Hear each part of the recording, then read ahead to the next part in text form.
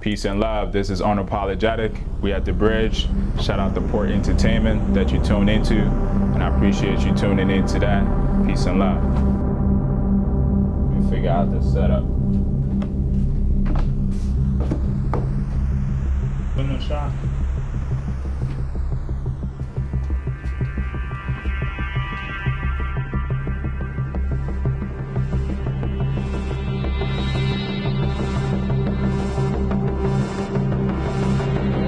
Entertainment, another episode. Today we're at the bridge. I'm here with Unapxlxgetic, also known as Marley Major. How you doing, man? Thank you for joining me. And thank you for giving me a chance to be here at the bridge, which is part of your collaboration, and you're part of all the events that happen here.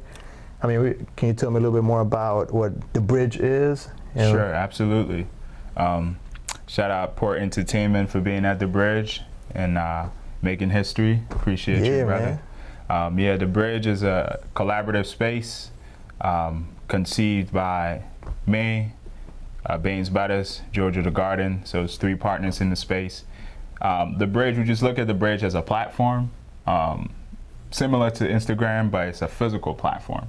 So we invite creators and other people to come and just manifest their projects or things they've been working on and share with people. But at the core of the bridge, we'll focus on connection, healing, and sharing. So whatever we do always embodies those 3 things, or 2 of the 3. Yeah, do you feel like you were, when y'all came together to form or to bring this platform, do you feel like that was missing what you were doing, as in like, oh, we have a social platform, but we don't have somewhere where we can like come together, like a physical place? Is that one of the reasons behind it, or? Yeah, that was part of the reasons. As you can see, I'm an artist. I got a bunch of stuff needing a spot to display. But part of the bridge was, the main thing that drove the creation of the bridge was being able to collaborate with our own kind of people, our own age group people, creative people, musical people. So it just came together in a sense of collaboration, and just having a space of our own that we could curate for ourselves, from the start to the end, and just being in a space that we don't really got to answer to nobody about what we do in the space and all that other stuff. Exactly. Yeah, man, I love it because I feel like we are in a similar journey when it comes to healing and getting in tune with our artistic side, which is something that you are, as we can see. You're an artist and you have a certain style, you have a certain confidence, and not only that, I mean, making it as an artist and making certain breakthroughs. I know it's like levels of breakthroughs that you have to do, like in the world.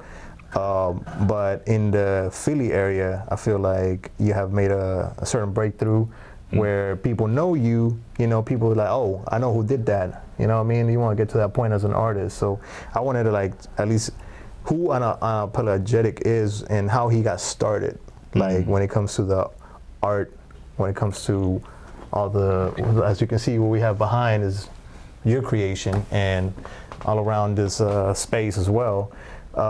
So yeah, how did you get into, tell us a little bit about those beginnings, or where you like decided to take it more serious?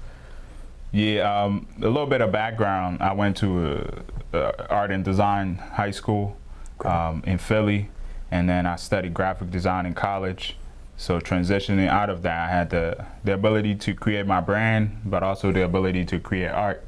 And so I merged the 2 and just kind of adapted the entrepreneur mindset, because I had the ability to create my brand and create art, and I figured I could push it. But the name Unapxlxgetic came from me analyzing the culture and analyzing what is happening, and for me, I wanted mostly people of African descent, but now it's like an umbrella term for everybody. But I wanted humans to be unapologetically themselves. So I embodied the name Unapxlxgetic, so that when people see it and they see me and they see my work, they see my creation, it will put them in that mind state of being themselves. So that's kind of what drove that. And, you know, coming into the Philly scene, Philly got lots of dope artists, as you know, lots of dope entertainers.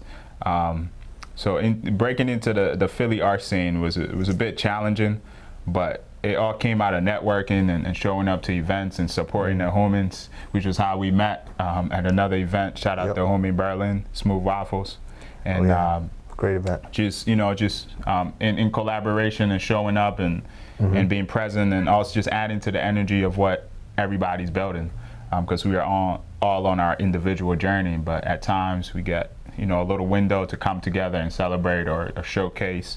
Definitely. So definitely, I think my introduction into the Philly art scene came through my persistence and networking and you know, building relationships over time that, you know, later on was like, you know, here's an opportunity and what can you do with it? Definitely. I think a lot of people can relate to that, like being tenacious, right? Like not, but how did you, like, okay, you had that, but then while doing that, you're developing your style, developing what you're gonna do, because that's the hard part for a lot of people. I'm like, okay, I'm creative, I'm artistic, but is this me? Like, what is my art? You know, like, was there like did you already have that confidence with like your style?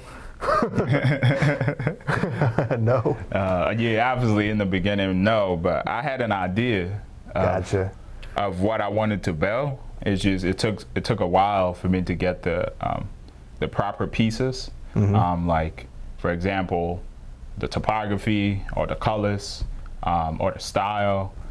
So over time, I built these different pieces of my style, like, you know, the icons I wanted to use. Most of my paintings and stuff, they have line art, but most of the icons are Ghanaian Adinkra symbols. So like, I had to, you know, study these things over time and then put them all together. But, you know, it's mostly lettering, topography, study color theory, study the likes of Shepard Fairey and all them other people with Obey Giant, and how he put his brand together and other people in the game. But it took a long time for me to get to a spot. But really, what I noticed was, along the journey of me figuring it out, people was reaching out to me and saying, oh, I saw your work here, and I'm like, oh, they're recognizing my style of work. So that was when I knew I had a style. Kind of like stamps myself, it. right? I myself wasn't like, oh, this is my style. It was over time when people was like, oh, I seen it would be lettering or painting or posters. It could be whatever. Right. It would be like, oh, based on the colors or the way it was put together, I knew it was you. So that was what informed me that I did have a style, that my work was unique. Wow. I mean, I'm not a painter or like an artist, and sometimes I'm like, how do, like, I see the stuff they do online. Like you said, Philly got a lot of dope artists, but the world got a lot of dope artists. You know, a lot of things that how creative they can get. Like, how does an artist think? Like, okay, so less people are saying, but I'm talking about like the people that see what they're painting, like and no one else sees it, and then like, but voila, the finished product. Like, I don't have that, or I'm trying to like get in that mind, because I'm a poet. I know I see words, you know, I'm thinking words and all that. I visualize things, but when it comes to like, okay, holding the image of what you're trying to create. For example, you have like a red elephant, like, you know, you basically create that red elephant just how you want it. Like, that's something that impresses me about like people that draw, people that paint, people that bring things, their crazy ideas into a canvas. Yeah. I guess for me, because every artist is different, everybody got their own techniques. But with me, the way I kind of approach art, it was I wanted to train myself to be like a human printer.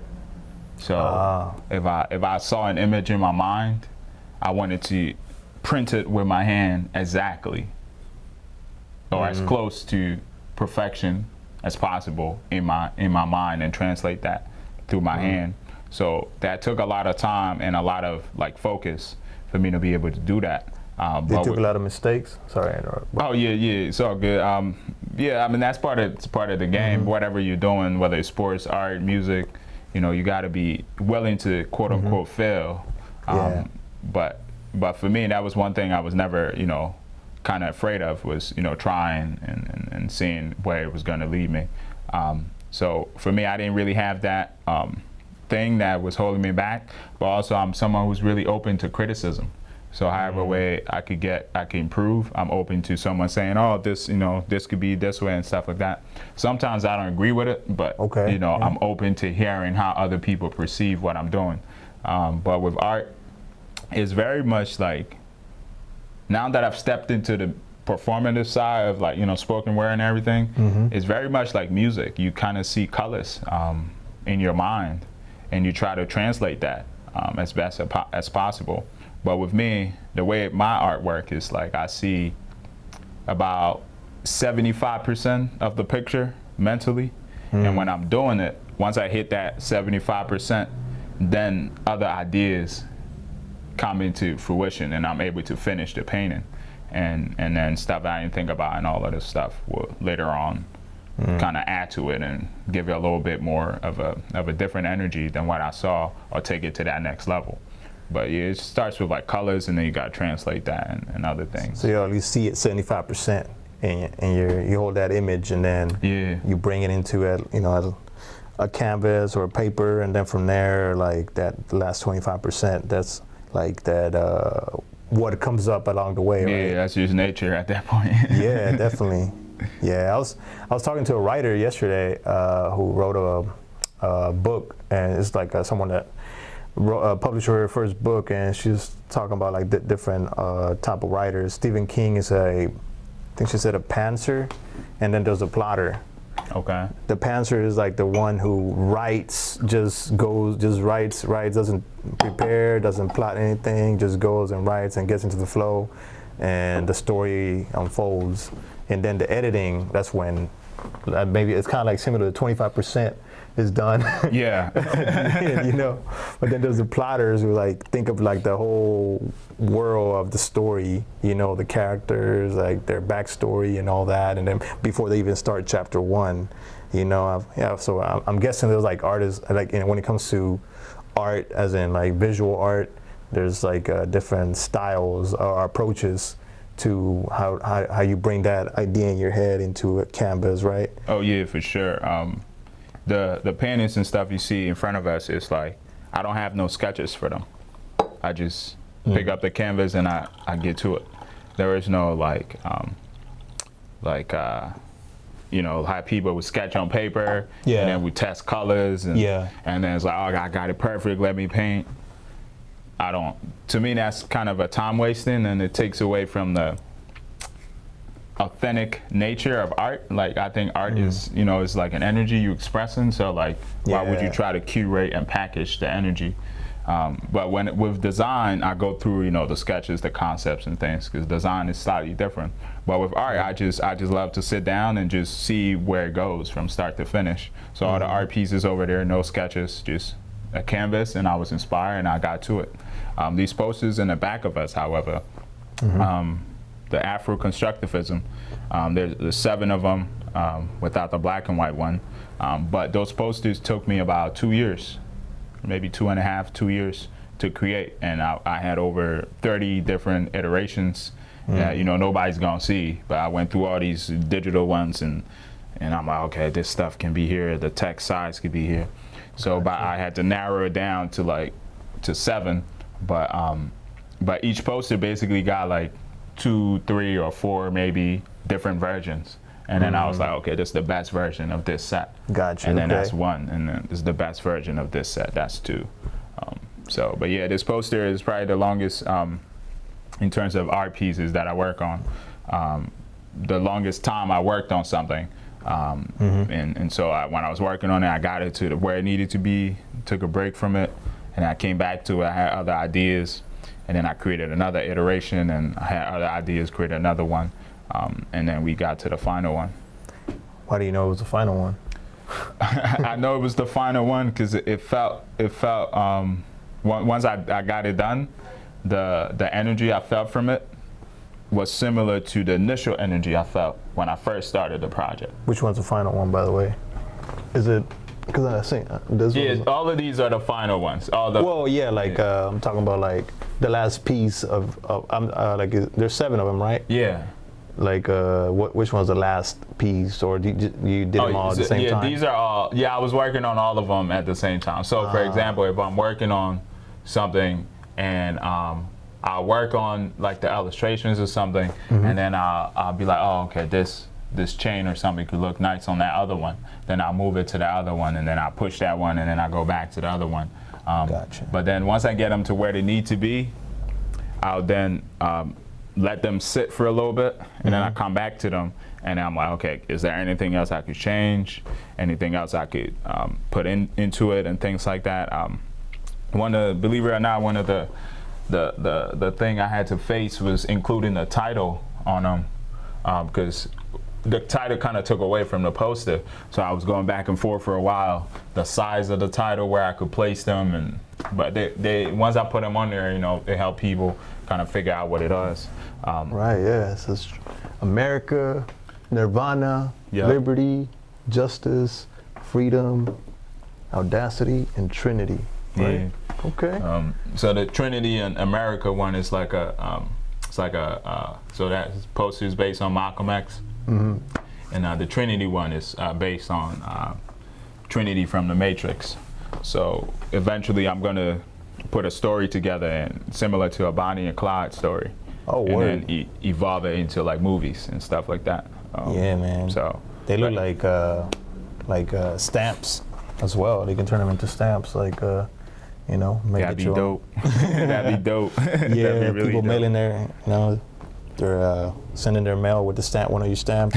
But it can be turned into different things. I see you got like a sticker. Yeah, I got Malcolm X. stickers. I got them on the Freedom one. I put them on a T-shirt when I first dropped it in 2022, and I put that on an all-black T-shirt, and I had Unapxlxgetic in the front, do what defines you in the middle, underneath, and then on the back was the Freedom poster, and the finish I got from the printer was a glow-in-the-dark finish.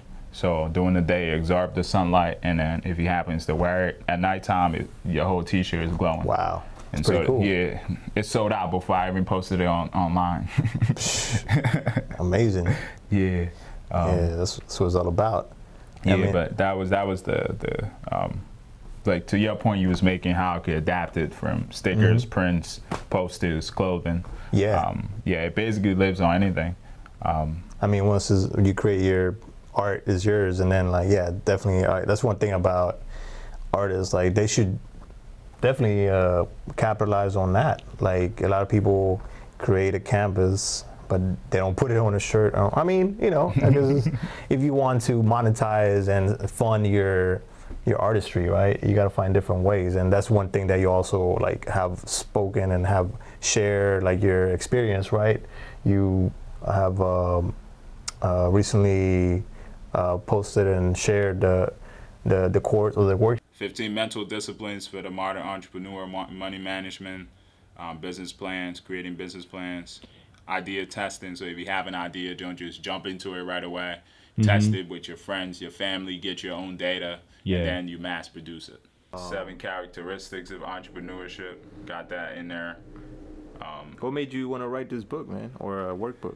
Well, this book is basically Your journey, right?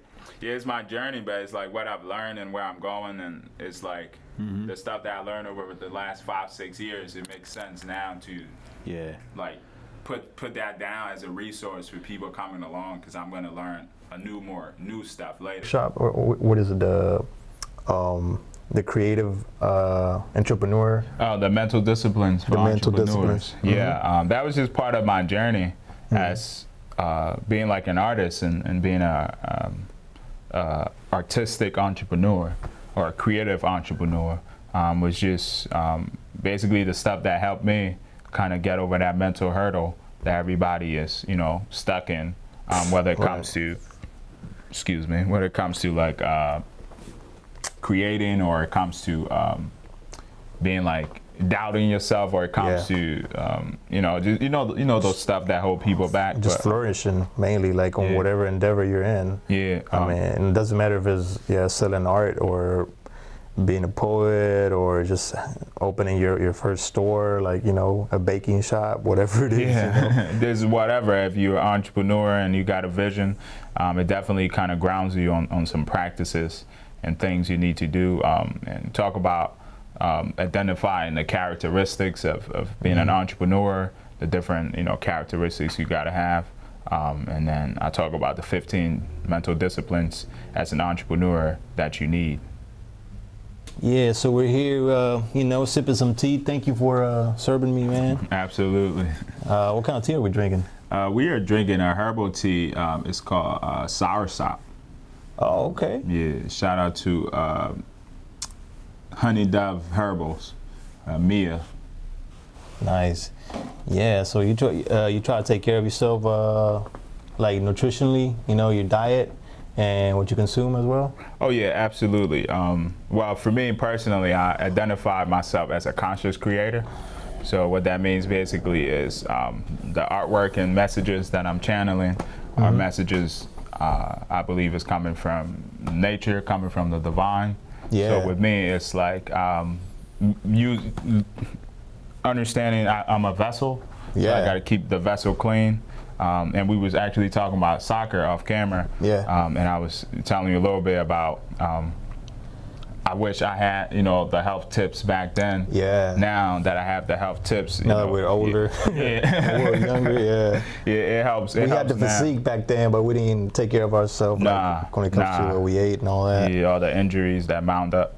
But now it's just a matter of being able to tap into the highest frequency I could tap into, understanding that if I clean my body, the human body, we are, you know, electromagnetic.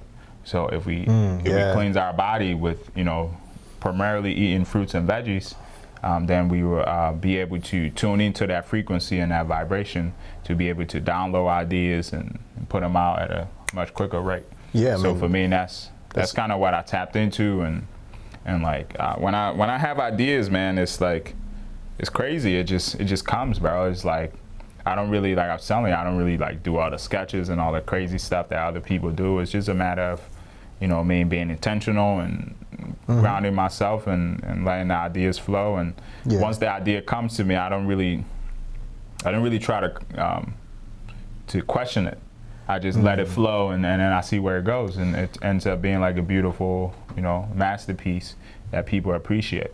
And that's, for me, that's the blessing that I get from taking care of my body. But I look at it as an athlete. You know, we're both athletes. We know the importance of, you know, having a regimen, the importance of eating healthy, the importance of, you know, sticking to the regimen, and you know that it compounds over time. You know, so that's kind of how I look at it. I just took that same fundamentals and put it into art. Do you feel that, do you recommend that to up and coming artists or artists that are struggling, or like the ones that are trying to like make a name for themselves? Like, you're gonna have better results, or you're gonna be more in tune with that thing that you, I mean, I say thing, that source that your ideas are coming from, but you're not really basically recognizing it as, or aware of it as you would if you basically take care of your vessel, of your, you know, your body as your temple. Do you feel that that's something that an artist can benefit from, just like loving their body, taking care of their body, and then like that also adds to how much they can grab from that source? Yeah, the ether. Basically, it's like, because the way I look at it, the understanding I have is, as humans, we don't have our own ideas in our heads. You know, our minds is not in our heads.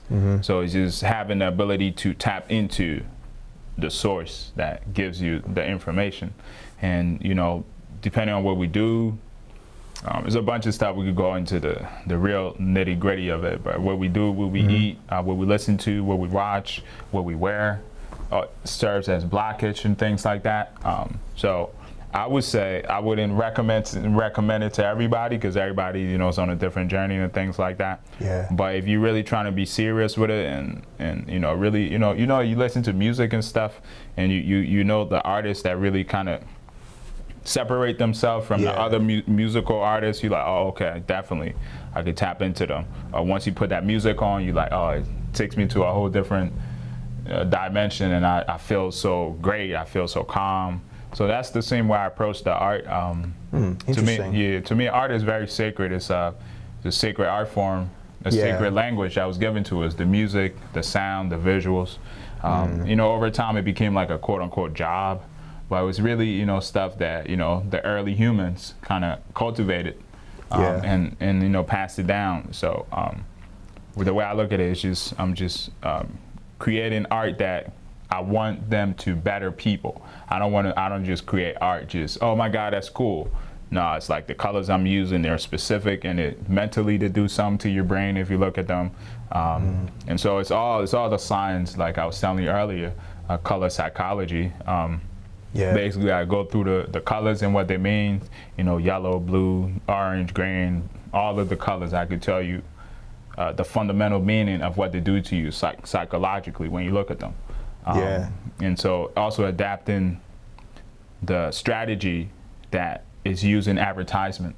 To, you know, get you to either buy food or buy clothes or buy a car. So that color psychology, adapting it in my art. And the person I learned it from is, I think, a German psychologist, Gestalt.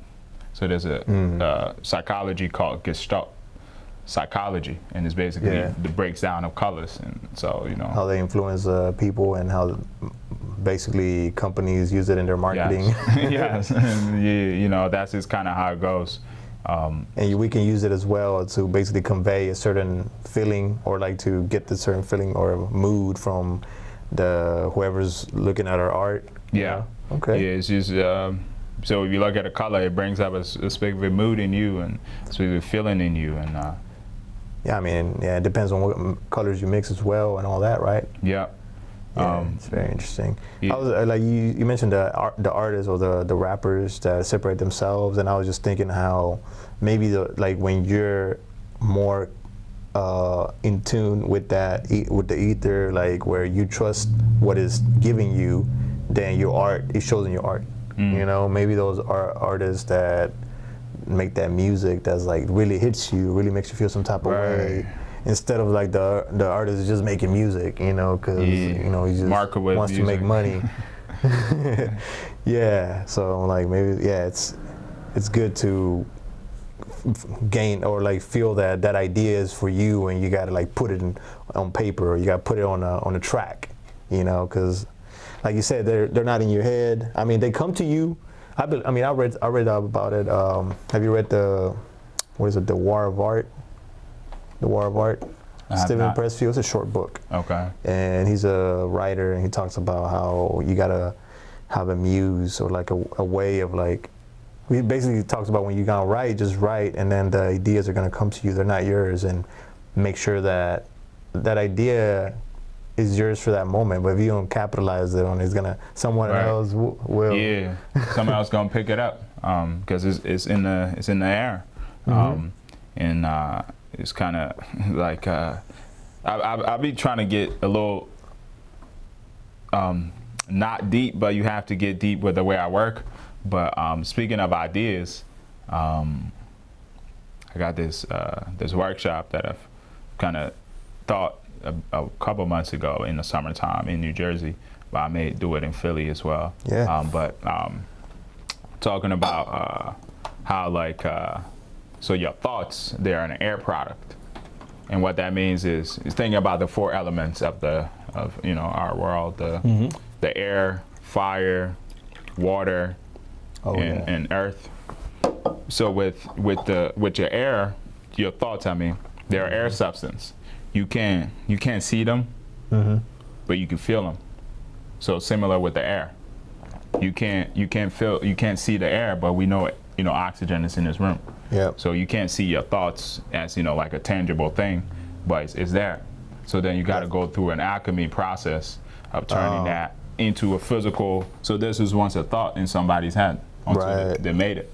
Absolutely. So, but when it was a thought, it was just, you know, it was just in the ether. So that's kind of how I look at it. And so for me, when the idea comes, I'm like, oh, okay, I got something.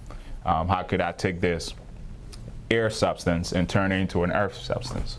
So then wow. just becoming an alchemist. Yeah, and and then you got to figure out like how if you're a writer, like that, just let it flow. Right. If you're a painter, you're turn it into something physical. Right, exactly. Yeah, like you're the instrument, basically. Right, exactly. Wow. So it's like, it's, similar to that book you was just talking about. That's, something that I resonate with. It's like just being in the moment and understanding in this exact moment, I am just the instrument that is being used to, you could look at it as manifesting this idea, or you could look at it as birthing the idea. So wow. when I talk with my clients in the design side of things, 'cause I do logos and branding and brand identity, I talk to them and I tell them I help them birth the ideas, that mental ideas. So like they got a doula that help women birth babies. Exactly, I was thinking of the word. So doula. I'm like a mental doula. I help you birth your ideas into the world. So part of it is like when I'm creating brands for people, I sit down, talk with them, and they give me stories, emotional stories, backstories on, how they want to put that brand together, what future to see, that demographic, what colors that resonate with them, and things like that. And then, I take all that information and I put it together, and then we arrive at this idea or this logo or this logo mark, and that they're like, oh wow, this is great as what I was thinking about, or this is better than what I was thinking about. But it's just putting myself. So it's basically me if you have an idea and you share that idea with me, I'm just making myself your instrument to deliver that idea. Yeah. Okay. That's a great way to put it, man. And especially because people come to you to birth those ideas. Right. Yeah. It's an interesting space, but it's just, like I was saying, the way I work, I understand it's unique for me. All I could do is kind of share. So if there's any, young and upcoming creative out there, definitely give yourself some grace. Don't try to rush the process. Just, work on what's immediate to you and try to hone in on your craft. For me, I wasn't really too much worried about ideas. Actually, when I was younger, I used to think that I was going to run out of ideas. And I was like, this is not, this makes I feel no like sense. that at times. Yeah. You know what I mean? Yeah.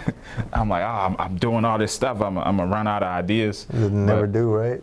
Never do, because it's not yours. You're just the instrument that's bringing it to earth. But, until I started to, take a step back and just be like, okay, if I create something, I get an idea to create something else and things like that. And another thing is like whenever like that idea comes to you is who you are and where you are at that moment, and it might not come to you, or it might follow you for a certain time until you ignore it, or you bring it to birth, and then there's someone is gonna go to someone else as in a similar wavelength, or in a similar situation, or not even, they just happen to have I believe in that too, like it's the timing, and where you are and all that, where the stars are lined up. Yeah, absolutely. Like you say, you don't want to get deep, but it's that's what it is, man. Yes, absolutely. Because you're talking about like I'm blocking I've been doing a lot of inner work on like what's holding me back, and sometimes when you do that work on you, because I don't know if you read the book, The Body Holds the Trauma or something like that. The body keeps the score. The body keeps the score. Yeah, and it's about trauma basically, and I'm like, I haven't read it, but people have talked to me about it. And I haven't read it either, but I understand what what the meaning behind it. Where like sometimes our bodies is holding so much tension, and that so much energy that you could be using somewhere else, and once you work through those, it's blocking and realigning those energy, getting rid of those energy blocks. A burst of energy. The other day I was writing, and I didn't want to write, but I started like this book called The Artist's Way. I don't know if you heard of that book. I've heard of it, yeah. Yeah, a few people recommend it. I'm like, all right, I'm gonna get it because it's going viral on TikTok. and it recommends writing 3 pages in the morning, and I was doing good, but then like there was a few days that I didn't write it, and then I'm like, oh, I gotta write today. And he said, we can just write whatever, like doesn't matter what you write. And then I was just started like, man, I needed this. Yeah. I felt like everything just, the energy boost. I'm like, wow. I was like, this process just unleashed something. I'm like, wow, like I need, like this is beautiful. So it reminds me of how like you don't know how much you're holding yourself back because of like until you start doing the work. Yes. You know, because you talk about how you're taking care of yourself better now than when you were younger. Oh yeah, for sure. When I was younger, it was because I was working the wrong way. I was working physically hard. Right. Now I'm working mentally hard, so I don't work physically hard anymore.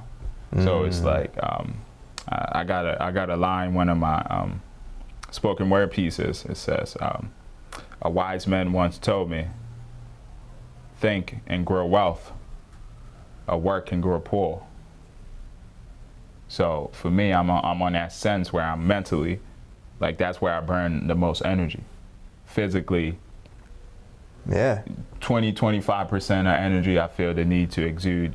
But mentally, if I could think about solutions or things like that, for example, like, you know, I put out some things and I'm like, oh, how can I publicize that? How can I let people know? I put it up on my story, put it up on my page, website, everywhere, and I sat around and said, okay, who's in my networks? Who the relationships I built, reached out to you, reached out to TJ, shout out TJ News. I've been working with TJ. Yeah, so it's like, you know, I'm like, so that's my mental that's putting the solutions together rather than me saying, oh, let me go stand on the corner and give this to everybody. Or now, pay $50 of ad advertisement. And exactly. So it's like mentally you can put the pieces together and you're like, okay, let me just figure out how to do this. But I think in general, I just think as human beings, we're in this new stage of evolution where it's not about the physical laborious work no more. No. It's about our mental and our spirituality. Yeah, and I so agree. a lot of like humans have been transitioning to that part where it's like, why am I, you know, working 80 hours a week? Why am I working 40 hours a week? Right. And so it's like, so once people tap into that, they start to find new ways to think and bring up new solutions. So for me, you know, I don't think I'm at the forefront of it, but I wanted to be, you know, in the conversation. Right. I mean, it's not about being at the forefront, of course, but it's about basically we all have like a radius or a circle of impact, you know, and you want to, no matter who's around, like do that impact of like towards that, you know, towards that, instead of like it's either towards that or against that, you know. That, you know, you can see what's going on around the world, some good, some bad. You know, are you shifting it this way towards goodness? That's how I see it, you know, like, or are you being one of those that are like consumed by greed or by anger? You know, you're divisive. Right. You know, all those things that are basically keeping us in this turmoil. In this low vibration state where we see each other as competitors. Like you don't see that they're like us, you know, in another body, in another from another perception, you know, because we all share this reality, you know. Yeah, for sure. You know, like rather than, you know, competing with you and be like, oh, let me go get my own camera and let me put out my podcast. I'm like, nah, homie has, you know, worked on his skills and put in the time, and let's collaborate rather than let's compete. It's, you know. We're helping each other because, you know, I'm always looking for people to interview, you know, people that actually want to share things, and it looks like you want to share. Yeah, it's like you, see, I was telling you about that. Yeah, you did. Cut that part out. But yeah, as I was saying, like we're recognizing I've been working on the stuff I've been working on. You've been working on the stuff you've been working on. So why not just come together and introduce our audience to one another, and then, you know, create a bigger circle. But I had to let go of the thinking that where, you know, the way said people like the what's it called, my slice of the pie. And I realized if you have the ingredients, you can make your own pie. That's true. Rather than having a handout for a slice Because if you have their hand out, that's different than you the one being a chef. The scarcity mentality. Yeah, scarcity. Scarcity is, we where you think there's gonna run out. You gotta like fight for yours. Right. Instead of like, nah, it doesn't have to be like that, man. Because there's like the saying, a tide rises all boats. And that's how I've been like trying to see things. I'm like, if I help this person, then if I'm helping the people around me, I'm helping myself as well. So.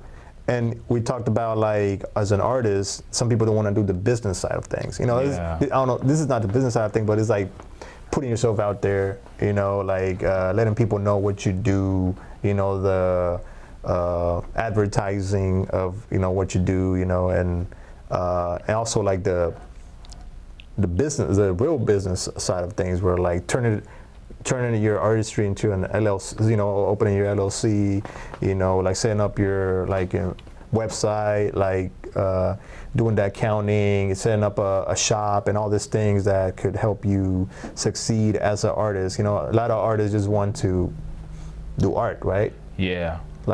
So I want to touch that point, because you have been on your own as an art, where you handle your art and the business side, but you say you also have like work with other people that help you.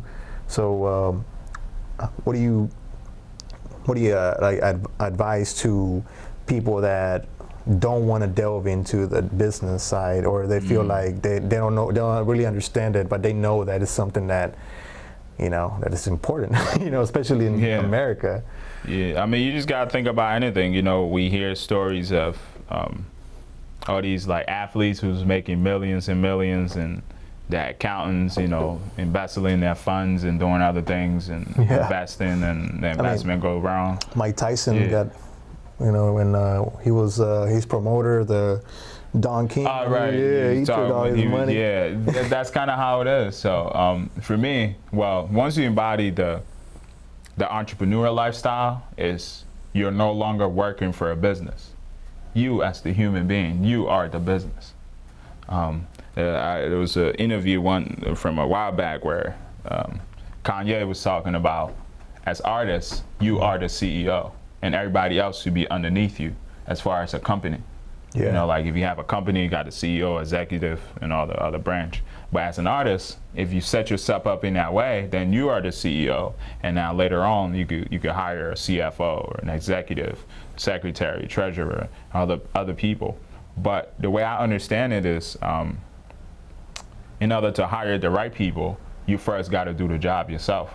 Because if you don't go through the rows, then you don't know who to hire. You just like, I'm gonna just hire this person because they said they do this job. But if you did it, then you're like, oh, I know exactly what I'm looking for. Makes sense. You don't have that skill, or you do have that skill, because I've done it myself. So that way it makes it easier, and it makes it a lot more trusting, because you're like, oh, if you hire somebody and then you got to do your job and their job, there's no point in hiring them.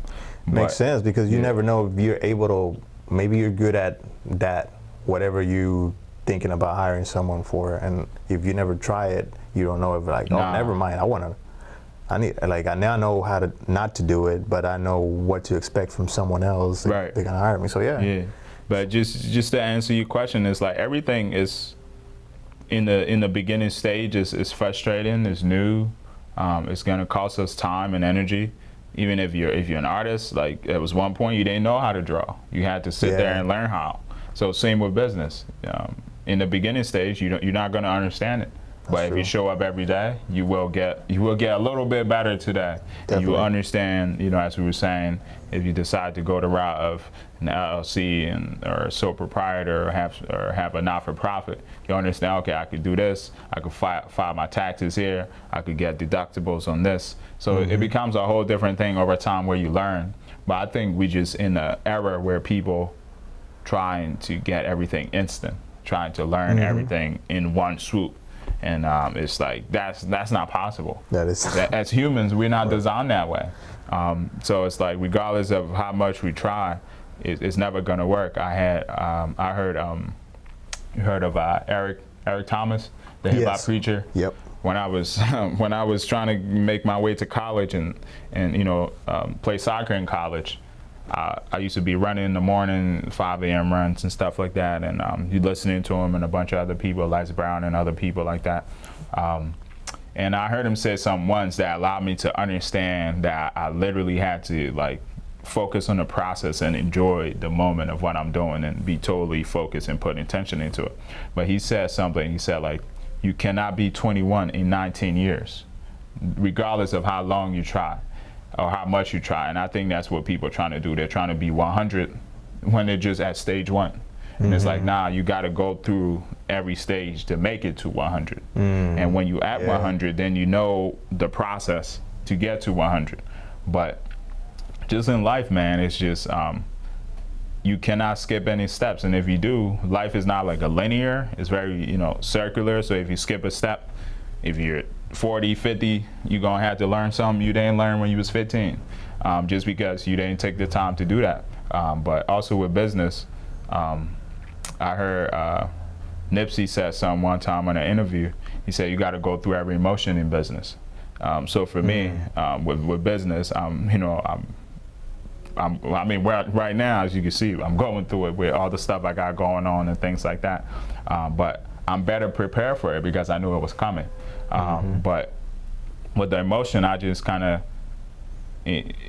compare that to like emotions that, like, you know, you got to experience different emotions, but if you experience all of them, if they come back up later, then you're not like panicking, you're not freaking out, you're like, oh, makes sense.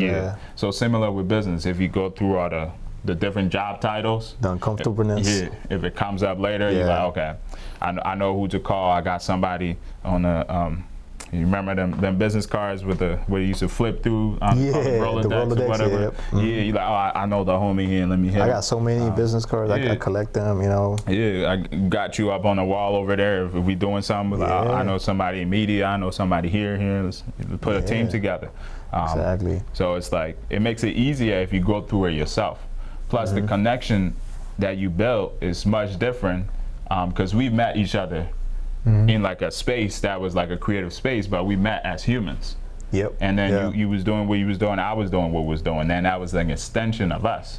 So now the connection is not just work, it's, you know, it's human to human, so it makes it totally different. So that would be what I would, you know, say to people is, you know, if you're shy, if you're scared, however way it goes, just, you know, just do something different than you did the day before and see what results you get. Yeah, like you mentioned that we can't learn everything, but definitely learning is part of, like, don't ever shy away from learning. Nah. You know, it doesn't matter. Like, I think there's a post I've seen on Instagram which says, like, your first drawing is gonna suck, your first podcast is gonna suck, you know, your first this is gonna suck. I'm like, you gotta go through that, like, uncomfortable phase, the growing pains of, like, trying something for the first few times, you know. And then that stage tends to keep people from trying at all. You know, because, like, oh, it sucks. Maybe I'm not good at this.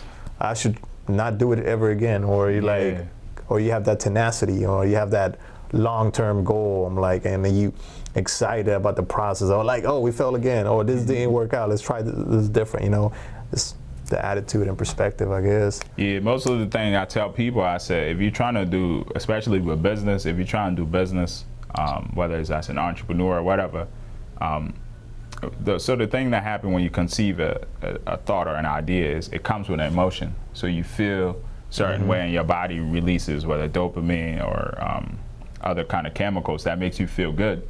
So then people get attached to that.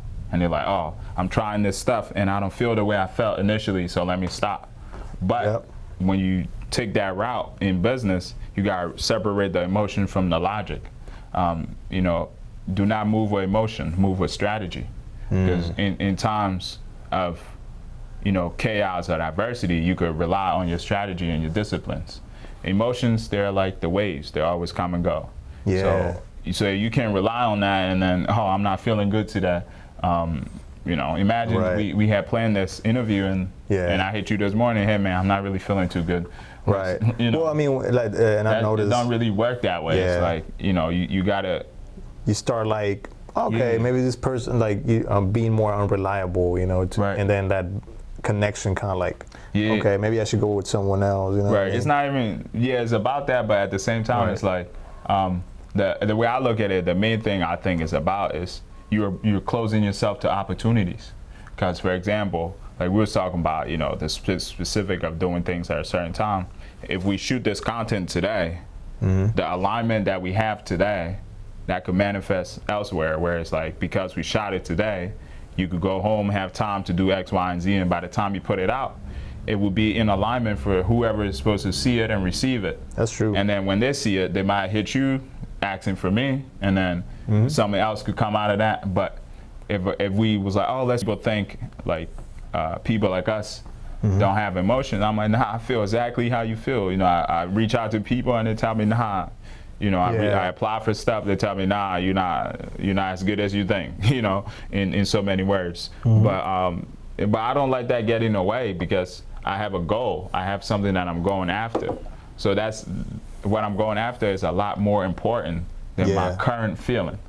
Yep. You know what I'm saying? Like how I feel today. Yeah. I'm not gonna feel that way maybe in the next hour or 2 hours the next day, but the goal that I'm chasing is always gonna be there. So why not just get closer to it, regardless of how I feel? But at the same time, like I was saying, we're in this stage where it's not so much about us laboring ourselves to death. It's about us, you know, having grace for ourselves, moving with strategy, and having a really kind relationship to ourselves, and understanding I need a break. Let me go sit in nature, sit by the water. Let me go for a run or walk. Yeah, or if you play sports, let me go. You know, get a little physical. You know how it goes. Like you got to balance yourself. Yes. You can't really just do one thing all the time. But that is true. If you commit to something, you gotta follow through, because you build your own character. And just to end with this, is one of my homie hit me one time. Well, he told me a couple of weeks ago. He said, I'm working on this project, and I'm gonna reach out to you once it start going. And he started it. And so today I'm just working, and he hit me. He's like, yeah, I just want to follow up with you and invite you to come out and work on a project with me. But he said, I just want to back up my word. And that was very important to me. And it was also important to him, because, you know, that's the importance. That's what we have as humans. If we give someone your word and you're like, oh, you don't follow through, then it's like, your character starts to dwindle. Right. So it's like, I ain't gonna lie, that's something that I had to realize, that you can't slip. You know, you can people can it can affect your reputation. Oh, he doesn't come through, you know, like, so I was like, if you gotta be, your words goes to the book, the 4 Agreements, which is the first one, is be impeccable with your word. The 4 Agreements? Yeah, I don't know if you read it. No, not yet. I have that on my Amazon. Yeah, the first one is, spoiler alert.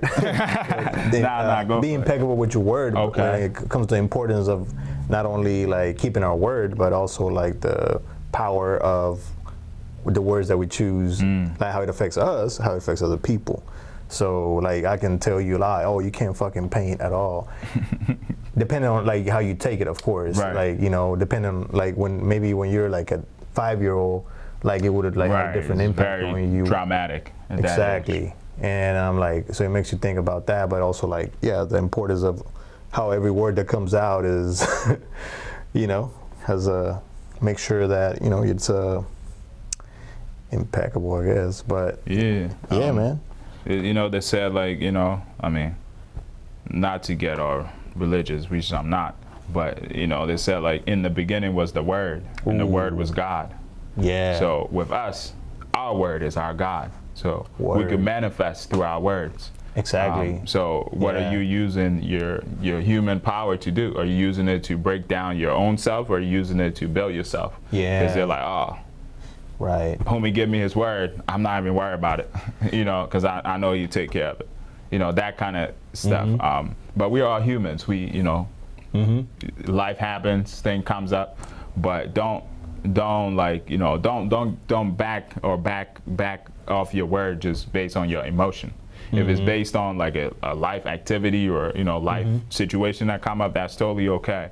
But if it's just based on your, you know, personal, you know, self-destructive thinking or Right, and yeah. that kind of stuff, then that's really doing harm to yourself. Not even the people you give your word to is doing harm to yourself. Exactly. I mean, because from my experience, you feel way better when you do the things that you say you're gonna do. Yeah. Yeah. It's that simple. Yeah. People's like, oh, how do you feel? Like, what's really good at improving, your how you feel? And I'm like, it's basically doing what you say you're gonna do. If you don't do, it doesn't matter if you thought about it or if you wrote it down or if you told someone about it. Like, the more you do the things that you said, then you gotta realize that how well you feel, because Right. like if you said, oh, I'm going to do my bed today, because I don't usually do it, and once you do it, you're gonna feel way better for some reason. Like, making your bed makes you feel better. Doing things in general, doing things that you know you're supposed to do. Right. It's basically work. Work makes us feel better. It's like, as humans, we're not designed to just sit away. Even like our bodily muscles and stuff, if you don't use it, it goes away. So it's the same way with the human ability. If you don't put it into action, then it word and action goes away. Yeah. So back up everything with word and action. Yeah, they said the distance between your dreams and reality is called action. Continual action, because he may not look like, he's basically like have you heard of Alan Watts, the philosopher? Oh yeah, for sure. And one thing that stuck with me is like how life is not a destination, it's a dance. Yeah. How when you're dancing, you're not trying to get from point A to point B. You're just moving. Right, you're just moving all over the dance floor, having a good time, not worry about like, oh, I think we're done because we got here. And like, no. You're just supposed to just enjoy the whole dance all the way to the end. And it goes to just basically, like, at one particular point, you're at this point in the dance. It might not look a certain way, or like your image or expectation of where you want to be, but you're in the dance. You're heading. You're part. The choreography is gonna get you there. Yeah, so. That's what life is. Is not. You may not prefer to be like, oh, this is the family I would have chosen, or the community, or the nationality, or religion, however way it goes. But you're in the dance of life. What are you gonna do while you're on the dance floor? Are you gonna stand in one spot and watch other people dance and bump into you, or are you gonna move? That's kind of how it goes. But I want people who are watching to understand, definitely you need to be graceful with yourself, but at the same time you need to be the person who inspires yourself. You got to be the person who pushes yourself, who motivates yourself. You can't rely on external forces to motivate you, whether it's the gram or even as content or art or music or movies. You got to at some point arrive at a point where you yourself could generate your own human will to do something. And that's a powerful place to be in. Just identifying, oh, I have this interest. Whether it's art or media, now it's like, okay, what's the next step? You're like, I need to go get equipments. Now I need to learn how to use these equipments. Now that I've learned that stuff, now people could come to me and say, oh, I see you doing this, now let's work together. So it's the same way with what I'm doing with art. First I was like, okay, I have an interest. What do I need to do? I need to learn these, type. I need to learn color theory. I need to learn how to paint. I need to learn how to, what kind of canvases, what kind of paint, what kind of brushes. And once I got all this stuff and I started creating, people's like, oh, your work is dope. I would like to have this in my house, or I'd like to, buy this from you and stuff like that.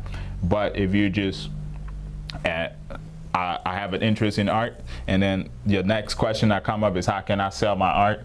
It's like, nah, the in-between, this, that's what causes stress. Because if you're projecting to the end rather than the next step, and then you get stressed out because you're like, overwhelmed. You're like, I can't do this, I can't. But if you're like, okay, what's the next? Like you were saying, continuous action. What's the next action I could take that's going to get me closer to where I want to be? Then it makes it different. It doesn't make it. It doesn't make the mountain as huge and unclimbable. It makes it more like, okay, I see. Oh, that's a there's a little branch over there or the little indentation I could grab and then get my next step. And then, oh, look, there's something else that popped up. I could grab this and put my next step. And after you know, you at the peak. And you're like, oh, how I get here? So, funny you mentioned that, because I see life as a journey where every day you try to get as far as you can, like towards that destination. You know, there's that goal, ultimate goal, but like every day, like you're on this journey, and then when night falls, you gotta rest, you gotta settle down, and then in the morning you get back up and continue your journey. You know, it's kind of like climbing the mountain. Yeah. You know? Like you get to a point where you can like rest, make time to rest. Absolutely. Don't climb the mountain all in one day. Nah, it's not possible. It's like, and it's funny you bring out like sleep and all that, because sleep is very important to us. It's like when we go into our repair shop, our subconscious take over, and it starts to, it breaks down the food we take, it processes the food, the energy, what needs to be waste, it put that in the department, what needs to be energy, it stores that. If we got a headache, sometimes you get a headache, you go to sleep, you wake up, no headache. Your body's working that stuff. So rest and sleep is very important. And most people on this grind culture, it's like, I'm gonna just grind, hustle, and then you burn out. And then it's like, we're not doing that anymore. Yeah. Like you said, man, thank you for sharing that, which is grace. And your name is Unapologetic. Like, come to a point, you said, like, take continuous action, like, be unapologetic about once you find that thing, like, man, it goes with your name, just be unapologetic and be that. But have, make enough room for you to, just enjoy it as well. Man, I appreciate it for this, man, for inviting me to the bridge, to your home, and for taking your time for doing this great interview where you share a lot of great nuggets for people that are, that are artists and any other avenue and entrepreneur, whatever they're in, like they can definitely apply some of the lessons from here. Absolutely, absolutely. I appreciate you, brother, for coming to the space, checking out the energy. I hope you continue to revisit the space and we continue to build and collaborate on many other things. Absolutely. Unapologetic, like I said, that's just me wanting to cultivate a consciousness in the mind of the new humans that is on Earth, to be unapologetically themselves, and just like all the people who came before me, and that I aspire to be like the Nelson Mandelas, the Bob Marleys, the Malcolm X, the Marcus Garveys. Definitely. The Fela Kutis. All them people are people that, they were very intentional about their life. If they weren't intentional, we wouldn't have the gems, the nuggets, the art form that it left behind for us, and we wouldn't feel inspired. So imagine that if we're not feeling inspired, what are we doing? We're inspired by their stories. Yeah. So we want to be one of those stories one day. Exactly. So it's like thinking about that and saying, okay, how could I create a version of that is, because the template is already there. So I'm just taking the template and I'm like, okay, this is what I need to tweak to make it mine. Yeah. So I appreciate you coming and man, of course, assisting me getting the message to the masses. Absolutely. Which is very important. The port, that's why it's the port. Yeah. We import knowledge and entertainment. All right, till next time, man. Thank you. Yes, sir. We definitely got to connect on the soccer field. That's the next step for sure. Next one's going to be on the soccer field.